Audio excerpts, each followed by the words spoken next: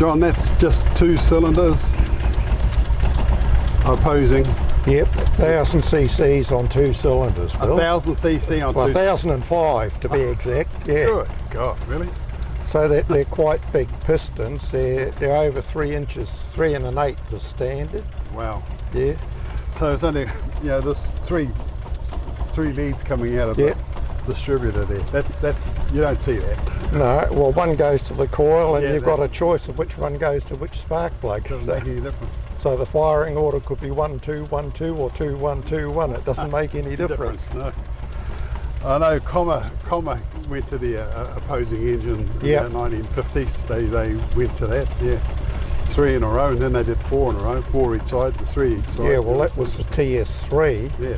I got into trouble with my wife. We were at the British Commercial Vehicle Museum in Leyland in 2010. Oh, that's right. They've got the TS4 there. She wanted to go and have a look at Blackpool. I said, oh, we've got to go to the truck museum first. She never let me forget. We spent 5 hours in the truck museum. Of course you did. This is just amazing. Technology of the time, and this has come all the way from where, about 19 something? The engine, the basic horizontally opposed two-cylinder engine, was developed about 1906. Wow. And there was a series of improvements, but the basic format didn't change until from 1906, and then they stopped production in 1953, 54. And it went that whole time. Yep. Wow, that's amazing.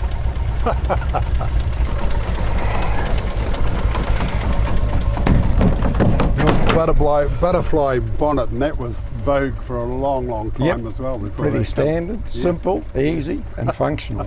Absolutely. John, you're telling me this belonged to your father, Yeah, and he bought it absolutely brand spankers. brand spanking new in 1951, and it was a station wagon with seats in the back and windows in the side, but unfortunately it was stolen in the mid-60s. Oh, okay. You wouldn't think this would be a desirable, stealable thing, would you? Well, I suppose they were that easy. There was no key. Oh, You no, just you turn just the get it. ignition and press the button, and away it goes. So, Okay, easy in that sense. Yeah. Yeah. And they just wanted to get home. Where did they find it? Helensville. Helensville, yeah. Well, they got home. Yeah. Yeah, in the process they rolled it over, Bill. Oh, So did they? out of my brother's old, he had a little flat deck like the one in the shed, Yes. and Dad's one, of course, being a wooden frame body, once it was rolled over, Yes. it was Done good night nurse. Yeah. So this is the reincarnation of Dad's one. All the running gear's out of Dad's. The only thing that's not out of Dad's is the cab. So having a station wagon when as the family car, how many in your family? There was my brother and myself and Mum and Dad, so there were 4 you of guys us. were in the back. Yeah, we were in the back. And the little seat all there, and you didn't have to... Well, what Dad used to do, he'd take the seats out of the back, he'd put all the camping gear in the back, and my brother and myself would climb up, jam between the camping gear and the roof, and off we'd go. And you ain't comfortable, you were more or less lying down, weren't you? as you Yeah, travelled? pretty much, yeah. But we went, family holidays down to Wakatani, and in later years up to the Kaipara, a place called Pahi. Yeah, we used to heard go of up that, there yeah. for 2 weeks, yeah. Really? Yeah. So pottering along in one of these, did this inspire you, your father's truck? And you said, well, one day I'm going to have one of these. Oh, well, I think it was born out of necessity. When I came back from overseas and got married, Dad said, oh, you'll need a vehicle. And I said, yeah. He said, oh, we'll take the Bradford, because by that stage Dad had a 105E Anglia. So Okay. Joan and I, this was our family car until the kids came along. and that was from 1970 to about the 1980 something. Yeah. Wow. That's amazing. And people wave at you? Yeah, I remember. Yeah. Yeah. John, in 1961 I was 16, and I worked for the Whakatane board mills, and I'd saved up £50, and there was a bloke selling one of these, albeit just a little flat deck truck, like the one you've got inside there. Yeah. And so I gave him the £50. I'm now the proud owner of a Bradford truck, and woohoo, I'm Wow. mobile, I've got wheels. You couldn't go down to the Majestic and Queen Street and join in all the bodgies because no, Yeah. that didn't work. Yeah, I can relate to that. Yeah. But it was an enjoyable vehicle. I got 70 miles an hour down it on my way to Rotorua once. And It'll be downhill with a steep hill tailwind. With a tailwind, Yeah. exactly. Yeah. There was me and my mate and another mate sitting on the back on a beer crate. But Yeah. but an absolute enjoyable, couple of 3 years of my life Yeah. with a Bradford. Easy to start, as you said. You just push the button Turn off the wheel. switch. And if it didn't go, you had a crank handle you could stick in the front and Oh, give it the old yeah, one too. I guarantee it'll start on the crank every time, Bill. Yeah. But that little opposing engine, Yep. Did you say it was 1,000? 1,005 cc's. Yeah. It's just amazing. 2 cylinders. 2 cylinders. And the car next door is opposing, but it's got 4, It's got 4 but smaller pots. smaller pots. Yeah, it's 1,100 cc's, but there's 4 cylinders. So the piston, I think it's 2.5 inches. Yes. Piston size and that, as opposed to 3 1/8 standard in these. Wow. Yeah. So if you couldn't fit something or they got sloppy, you could drill it out and put a. Yeah, you get oversized pistons, and in latter years when Bradford pistons were getting a bit hard to get, we used to bore the cylinders out 60 thou over, and we'd fit Ford V8 side valve pistons. And the compression height was right, the gudgeon pin size was right, and away we'd go. Who found that out? Just by Just trial and error. Yeah, yeah. Oh, these might work. Yeah. Oh, look at that. Let's have a look in this cab. John, a very, very English dashboard. Yep. The gauges and the speedo, the little clicker that turns on the lights. Yep. So looking at that dashboard is the starter on the top. Yep. Little button you push on the top. Choke. Yep, choke. And I think that's the little black thing there is for the lights behind the dash. Yep. 3 or 4? 3 speed. 3 speed. Yep. Handbrake. Yep, handbrake in the centre. It's all mechanical brakes. They're not hydraulic, so Right. it's important to make sure all the linkages are set up and the angles are right. And remarkably good brakes, considering the age of the vehicle. Wow. Now I just remember the slope slightly forward, and to sit down you're sort of sitting and your legs went straight out in front. Pretty of you, much, so, yeah. You're sort of sitting like an L shape. Yeah, yeah, yeah. And the car behind us here, it's the handbrake is beside the seat, which of course when you've got it on you've got to climb over it more or less to get out, and I see Yep. they've improved the handbrake location in this. Yeah, yeah. They, in fact, the year after the Jowett 10 beside us here is 1937. In 1938, they woke up and they put the handbrake in the middle. Yeah. Yeah. So Somebody must have said, hey, this is a bloody handbrake. actually, it's not too bad if you haven't got big feet. You can slide your feet round. But if you've got big feet, you have trouble. Yeah.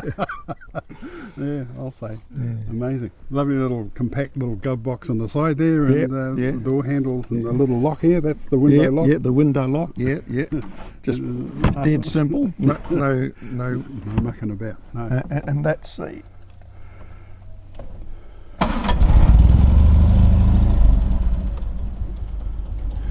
And that's the light indicator? Or we need to put that there to turn it on? No, I did that. You turn it on there Yep. and press the button. Push button start, Bill. So don't all these marvellous cars, modern cars, say, oh, push button start. Bradford had push button start. Good on them. No, well, we'll just shut that. This was a van you were saying, so it came out, it's been destroyed. So how did you put this, this well side together? Well, after the van had been rolled, the body was pretty well munted, but Dad salvaged the panels off the van, and by the time I went away overseas, we had the truck on the road as cab and chassis, and then while I was overseas, Dad used the panels off his van, the original van panels, to build a well side deck onto the back. Right. And that was much more serviceable because a flat deck is, yeah. Yes, this, you'd stick things in this and they just stay there. Just Yeah. boom, off you go with the wooden deck. Of course, you got to tie it down. Yeah. No, whoever did that did a marvellous job. Yeah. How do you open the tailgate? You that's Dad's. Just a bit of just slides up. Take it out just like that. Who'd have thought? No hinges. Yeah. So that was something that Dad put together. Good old Kiwi ingenuity. Yep. Marvellous. Oh, yeah. I'll be all right. Just leave it sit there, Bill. Yeah.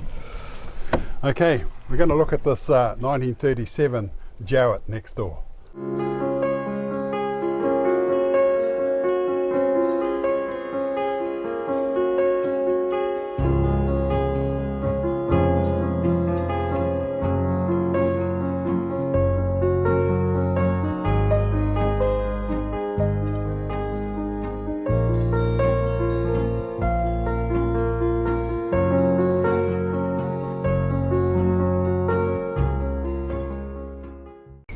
In 1937, the English cars pretty much looked like this. I'm just thinking Series E, Morris, standard flying standard, Austins, Hillmans.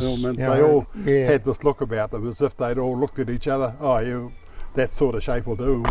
We'll put our one together, like that. It's got the little logo here, which is a little angel wing, could be. Yeah, I don't know. Someone came up with that, I guess, when they designed it. Yeah. Hard to tell. And lovely little logo on the front. The grille in 1937 is similar to the Bradford grille. Yep. Sort of got that sort of, coming to like this at the bottom. Yeah. And so I don't know if the Bradford grille is an improvement on this. Well, what you got to remember, Bill, that the Bradfords were basically a continuation of the pre-war commercial vehicle. Jowett's built a van prior to the war in the late 30s, and it was basically had a similar front to this, but just with a van body on the back. Right. So what they did is they just pretty much most of the running gear carried over into the Bradford, but yeah. And pre-war, there's still chrome around, and during the war, I guess originally this had a painted grille, and I spoke to a guy in the Vintage Car Club who brought this car from the original family. Oh. Clive brought this car in mid-60s, 66, 65, 66. He brought it from the original family, and it had done 39,000 miles. And Clive said, well, they didn't use it during the war because petrol was short, and they parked it up basically. A lot of the cars during the war went to coal or gas. Somehow they had a gas machine that sat on the mudguard, or it sat on the roof, or bolted onto the back, or sat on a tray on the back. Yeah. And that provided, so the things ran on gas. Yeah. Didn't go very well, I'm told. No, I think you wait to lost get rid a bit of of them, power. Yeah. Some of them had them on a trailer. They used to tow a trailer with this gas producer on them. That's right. Yeah. We saw one up in, it was made in Auckland, Speedway it was called, this gas machine. Yeah. Yeah, interesting. Yeah. And this has got 4 cylinders. Can we have a look at this engine? John, 4 cylinders as opposed to 2. Yep. And did the 2, what I'm trying to say was the 2 invented before this? Yeah. So this was a development. There was a model that preceded this called a Jupiter, and it was the first car fitted with a 4-cylinder engine. Originally, about 1936, and they were also twin carburetors, and they're twin cam. So, Bill, you're right up here with technology, mate. You got push button start, you got twin cams. single carb on this engine, but the forerunner to this engine was a twin carb engine. Well, and the carbs weren't SU or anything like No, that? no, they were just standard Zeniths, and they were bolted down. Oh, They right. changed. This manifold's been changed. Well, and opposing. Yep. How many other opposing engines do you know about prior to this? Any? Oh, I think the Germans they had an aeroplane engine that was opposing, but it was horizontally opposing. oh yeah. A Junkers, that's where the TS3 came from. Oh, okay. Yeah, well, I know about the TS3. Well, some of the agricultural stuff, you might find, some of the agricultural tractors used all sorts of odd engines. And in fact, the Jowett engine, the two-cylinder Jowett engine that's in the Bradford, was also used in the Bristol crawler tractor, the little Bristol. I remember them. There's a bloke up in Arwanui, he's passed away now, old Mick, and he had 35 Bristol tractors. Really? Two of them went, and the other 32 were for spare parts. Oh, goodness. All in a big shed. Yeah. I don't know what's happened to them now, because he's gone. I guess they've sold all his machinery. But Mick was very famous as being a very excellent towie in the far north. Oh, yeah. He towed cows out of mud patches. He towed buses off the beach, and he had a reduction. He had two big GMC winches in Yeah. it, and they were all powered down, so you could hardly see the wheel moving, and that's how he sort of got things out, slow, easy. Yeah. Amazing. I love this sloping grille. I mean, a lot of cars of the 30s, including, just sort of thinking of Studebakers, have this sort of slope on the of the grills, and the radiator behind, of course, is straight up and down. It's got a little number 10 here, and if you do that, in goes the crank handle. That's dead right. Yep. Crankety wank, and Yep. put it back, and lovely little lip there to Yep. open it. Yeah. The Jowett, nicely placed in the top of this grill, and as I said, these angel wings, Yeah. for want of a better word, sitting on the top. Shall we have a look in the cab? Yeah. Yeah. Now this is a wooden dashboard, Yep. and then that's sort of one step up the flash tree, if you like. Well, this was the deluxe model. They came in two models. They came as a standard, which had a more basic dash, Yes. and they came as a deluxe model. And this is the deluxe. And this is the deluxe, and it's also it's got a 4-speed gearbox, but it's not synchromesh. They hadn't quite developed synchromesh to the extent that it needed to be developed in those days. But what it has got, if you push the clutch all the way down, there's two stages to the clutch. The first stage disengages the clutch. Yes. And if you push it down further, there's a little dog clutch on the back of the gearbox, Yes. and it disengages that dog clutch, which acts like a sort of a synchromesh unit.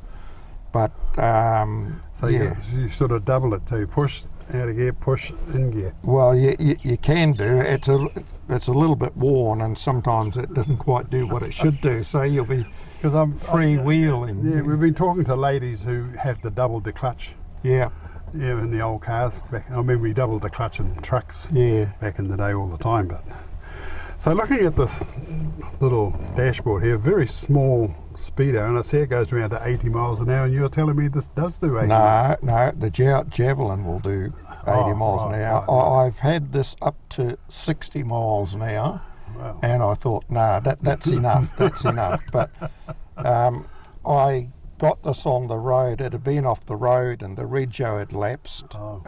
so that was a bit of a mission.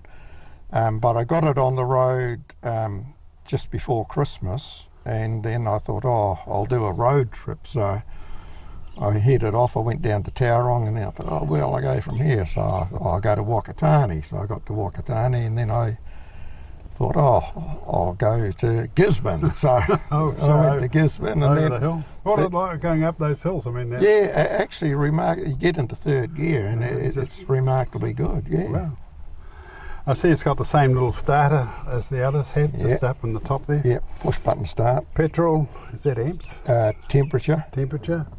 oil, amps down here. amps down there, and the that's a clock. Yeah, A clock. a clock. Yeah, That's the deluxe model. Yep. Buy anything deluxey, it's yeah. usually got a And for clock. air conditioning, Bill, if you wind that, the window will actually open. And the water doesn't flick up, in the heavy rain. No, well, there's a little bit of water gets in. I'm not sure that's sealing right round the corners, Right, but right. yeah, it's not too bad. And yeah, I'll talk about that. But I'm just looking at these little mirrors. Yeah, I wouldn't exactly say they're rear view mirrors, but they're quite handy when you put the hang on. When you put the indicators on, Oh, you can see they're out. and you can actually see that they're see the indicators out. Yeah. So that's what they're for, indicator mirrors. Well, I don't know, Bill. Well, but that seems to be the yeah. only reason. But otherwise, you want to sort of see yourself looking at the back of a spoon. Yeah, well, you can't. Apart from the indicators, you can't see much. No. That's why it's got the mirrors on the door. Now, this looks like it sort of had some sort of sunroof arrangement. Yeah, it had a sliding roof, so and that was not uncommon on a lot of English cars of the day, but they were prone to leaking. Yes. One of the previous owners before it was painted and panelled over there, took the fabric roof off and put a metal roof on top. Yeah. Wow. Very comfortable. And your trip in this was comfortable? Yeah, actually I was remarkably surprised. It went really well. Yeah. That's amazing. Oh, well, we'll have a look at the van next door. Gotta love the suicide seats. Not suicide seats. Suicide doors. Yeah.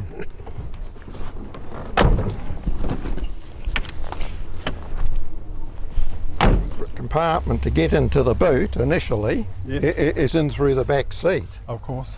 So what you do is lift that up, Oh, and it clicks in. you see. Yes, and there's the boot space. Um, And so you've got extra bags, you can leave that up and stack all the back up. yeah, but there's not a lot of boot space in it, Bill. Basically the boot is for the Spare wheel. spare wheel.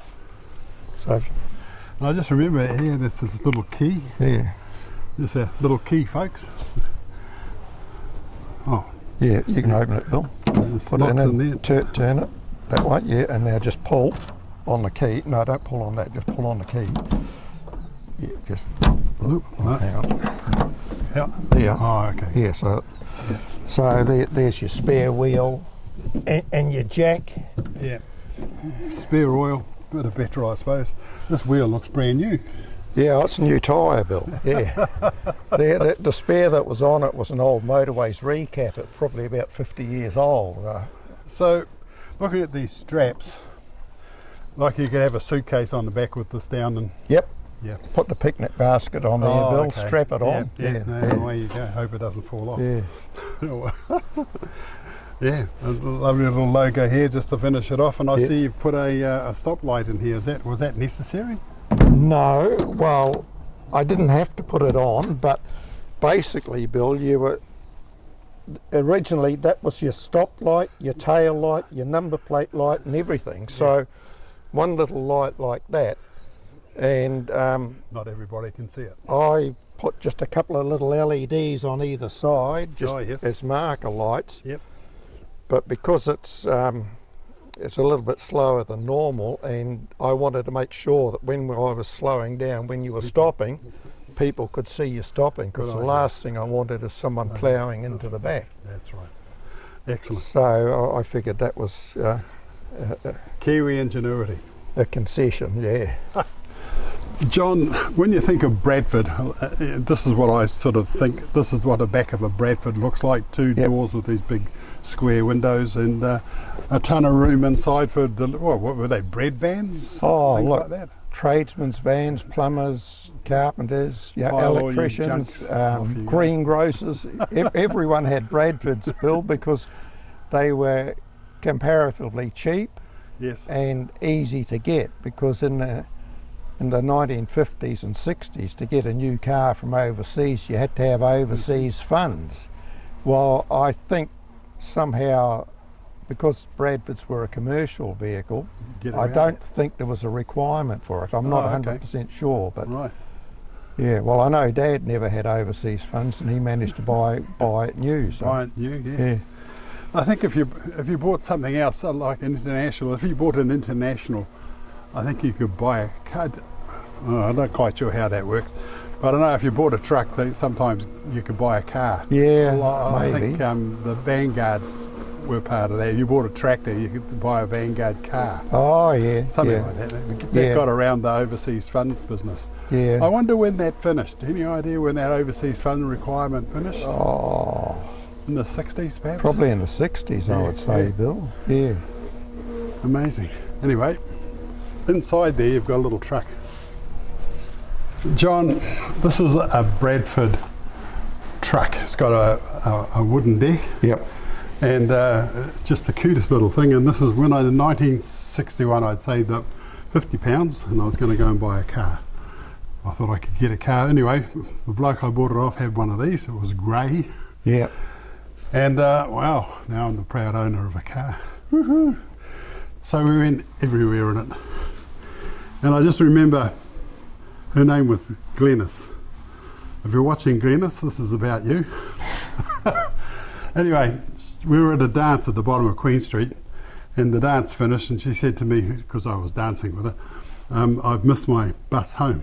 Oh, okay, yeah, I've got a car, I can take you home. Oh, right, that'd be nice. So I took her home, and we got to Glendowie where she lived, and the houses just got flasher and flasher and flasher, and the flashest one of all was hers. So I dropped her off, and she said on Sunday we're having play some records and have some fun. So on Sunday I turned up with the Bradford, feeling very embarrassed because the Holdens are there, the Vauxhalls are there, and the Bradfords there. Anyway, I knocked on the door and she said, "Come on in." And her father said, "Who's that?" Oh, it's the boy I met in town the other day. He came out and looked at me. He looked past me. He said, "Is that your Bradford?" "Yeah." He said, "God, come with me." We looked at it, over it, in it, out of it. Oh, I was his mate forever. Yeah. Look, it's amazing when you're at car shows, Bill, the number of people that turn up just like that. Same thing. "Oh, my dad had a Bradford," or "my uncle had a Bradford." You know, the question they always, "Do you know if it's still around?" Well, yeah, it's hard to track them all, Bill. I've had to replace the windscreen and the rubber and that sort of thing. Yeah, yeah. But I'm leaving all those panels, that's exactly on the inside, that's exactly as they were before I took it apart. And it's just gone back together, because once you restore it to sort of pristine condition, you've lost that old sort of, the patina thing. Yeah. Yeah. And people looking at, "God, is that original?" Yeah. God, it is. Yep, you can tell by the paint. Tell by the paint, indeed. So what would you like to go for a ride in, Bill?